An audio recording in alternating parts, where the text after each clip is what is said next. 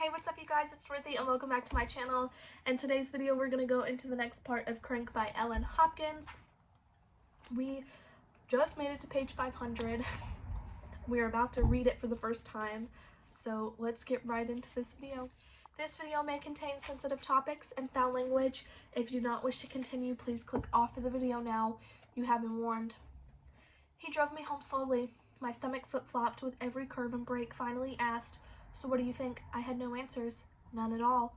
So he joked, "Should be a cute kid anyway," which made me smile, but still gave me no answers. He offered, "Don't answer me now, not then, but soon." I was already 6 weeks PG. He probed, "I know it's a tough decision, tough, too tough, and all mine to make." He dared, "But life is full of tough decisions, like a guy would ever have to face this one." He suggested, "Maybe you should talk to your mom." My mom?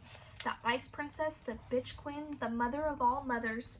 What was he thinking? How could I talk to her? We hadn't really talked in months. What would I tell her now? That I was pregnant? That I was pregnant because I was raped? That I was raped because I have done anything for just one more taste of the monster? Where would I start? Where would I finish? How much do I admit? How much do I hide? How much to confess? Where would I find such nerve without crank and open my mouth? And if I did dig down deep enough to find it, where would I crumble and weep? Would she?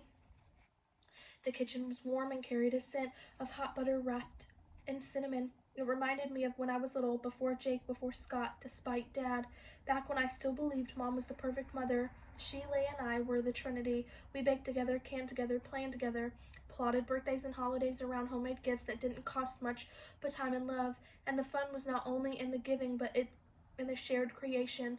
I adored Mom then. Could my own child ever love me so?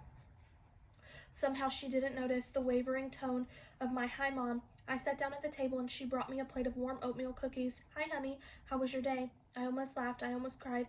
I managed to hold both inside. "Okay, good deal. Hey, I need your input." My input? Was this some odd attempt at bonding? What should we get Leah for Christmas? It would come right on schedule despite my predicament.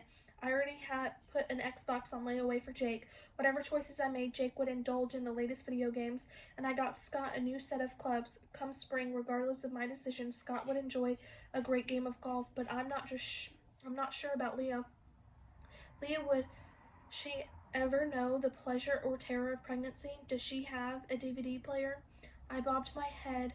Heather does. How about a Palm Pilot? Great idea. Leah's so disorganized. The ice princess gently stroked my hair, and for one very scary instant, there's the buzzer. More cookies? I verged on coming clean. I opened my mouth just as Scott rumbled through the door, winding down what I guess must have been a very long ramble. Out of touch politicians, the blankety comedy, the next round of layoffs, the boss's decisions to scale back raises and Christmas bonuses despite signing off on his 20% pay hike.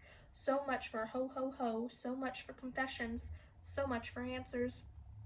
And then Mom made the mistake of turning on the radio as a weather forecaster announced we could expect snow, and enough for the ski resorts to enjoy a lucrative Thanksgiving. Scott went off again. Just blankety perfect.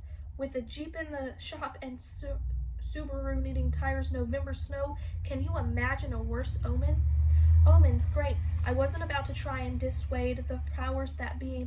I still needed answers. However, I picked up the phone, went into my room, and made a few calls. The first was to Dad. Not sure why. Got his answering machine. "Me and Linda Sue were feeling blue, so we went to Mexico. Leave your number. I'm getting a Hummer." Linda Sue? Was she from Kentucky? No doubt Miss Louisville paid for their trip, but did the world have to know that they had oral sex? And who made Dad a very bad poet? On a crazy whim, I called Adam next. Guess who was whining in the background? "Christina, Memento Linz, I'll be right there."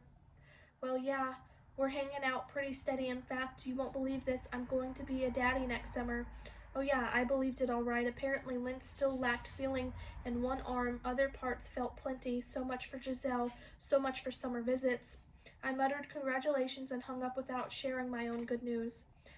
I thought about calling Leah, but I figured she'd tell Mom for my own good. I called Robin instead. "So I've got this friend who just found out she's pregnant. Total bummer. How far gone are you? Is she?" 6 weeks. She's too scared to tell her parents. No doubt. What about the father? Does he know? No. and she's not going to tell him. He's a real asshole.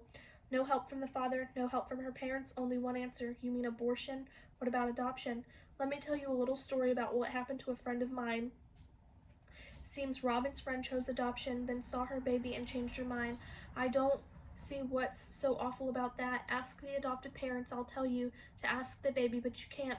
Seems Robin's friend wasn't really ready to be a mommy. So what? She gave the baby up for adoption after all? She went on a 23-day bender. The baby's crying drove her nut buckets. Seems arm in arm with the monster. Mommy shut the baby up for good. I'm going to leave the video off right there because my husband just got home, and I will see you guys in the next video. Bye.